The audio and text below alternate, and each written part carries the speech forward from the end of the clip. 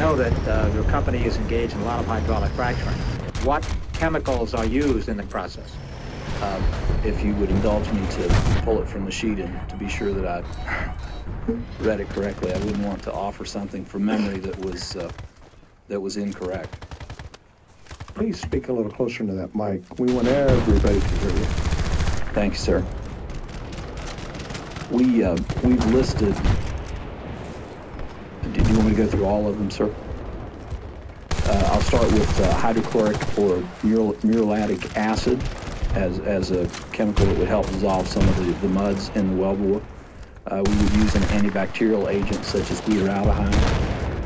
We would have a need for a breaker that would take away some of the viscosity from our fluid that we would use in ammonium sulfate.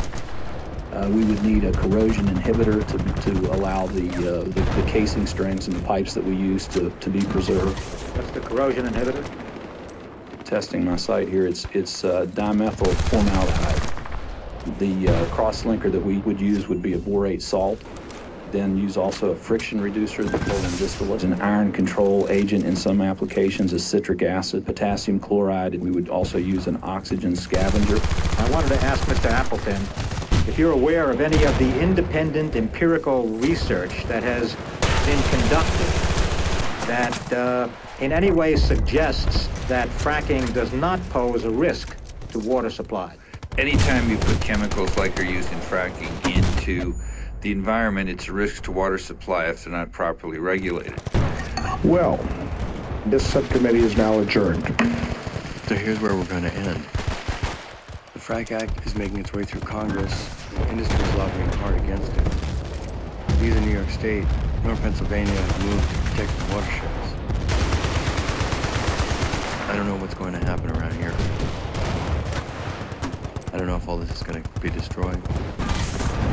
I don't know what's going to happen around the rest of the United States. With all the friends that I made on this trip, we're going to get some relief. I guess in a large part that's up to you.